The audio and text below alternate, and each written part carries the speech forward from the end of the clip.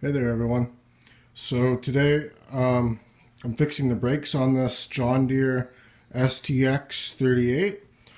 I diagnosed it the other day and it's basically just has zero brakes. So I took it apart and the brake is under this tire and the splines on the disc were completely stripped out. So I'm not 100% sure what causes that. I think it is when you're, because it's hydrostatic, when you're driving and you push the brake, it puts it back into neutral.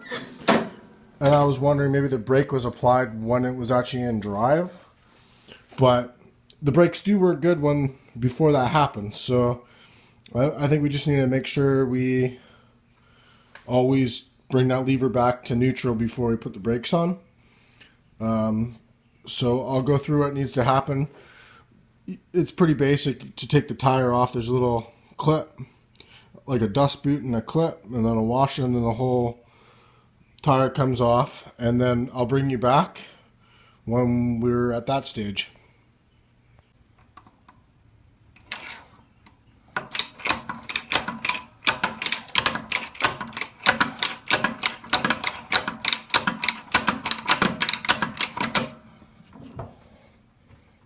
It's a little bit tippy, but once you take that tire off, most of the weight will go to that side and it'll be just fine.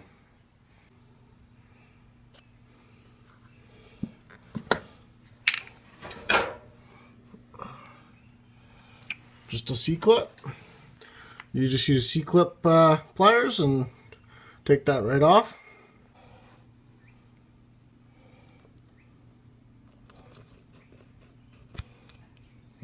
There it is.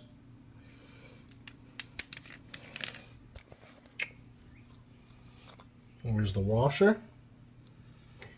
And then should just come right off. It's kind of hard with one hand, but we'll get this tire off and we'll bring you back. Okay, now the tire's off. And if you come in close to it, there's a C-clip and there's two bolts down there that hold this on, and the whole thing just comes right off. And that's the disc that has splines that are. Now what you can do is I turned it on and put the brake on, and I watched that. And I could see that shaft rotating, and the disc was stopped. There's no way you could turn the disc because the brake was functioning. It just was rotating in those splines. I did make sure that the shaft coming out of the transmission, the splines are just fine. And I guess it's probably because the shaft's hardened. Or I would think they'd both be hardened, but it makes sense that you'd have the disc that's changeable be the one that could wear out if it did. So we'll get this switched out and I'll bring you back.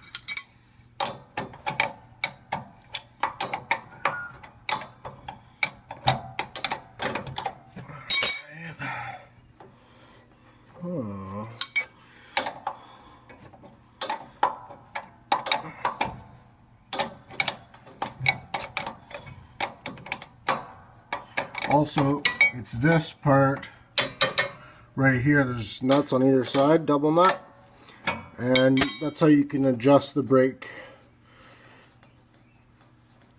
if the splines are fine, but it just is not very good. Also, there's a pad in there. This one, because it's hydro, actually only has one pad, which I found kind of interesting. But it is what it is. And then one more back in there. A ratchet may be better, but this works just fine for me. I'm not in a hurry. This tractor was reconditioned by our local farm place where we bought this a few years ago. It's probably 5 years old now. And it was new in the 90s. But it has new paint and all that. So, yeah. Now this is all loose. And just comes off there. That's what the parts look like. It's like that.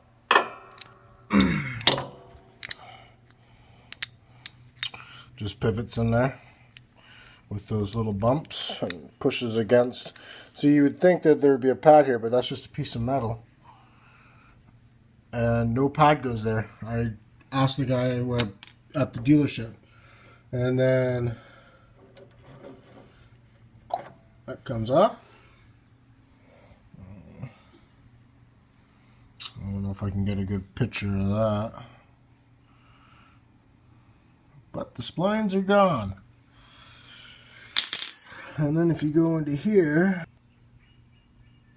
okay, so my camera died there, but basically you just take that the old one off that spline. The pad will stay there, and there's two little shims as well. Very self-explanatory. It just sits in the little hole there. If it does fall out, you can always put grease on it to keep it stuck in there, and just get working onto the threads, and there she goes. And it's just the same procedure to put it back together. Put this back on with the bolts, torque it to spec, click, click, and put the cotter key, put the little thing and bend it back over, and it now doesn't rotate. So I'll show a video of when everything's back together and the brake works. Okay, another important thing, if forgotten, keyway. Make sure the keyway is in the slot or you won't have any drive. Alright, it's all back together and I got the brakes set and it is now working.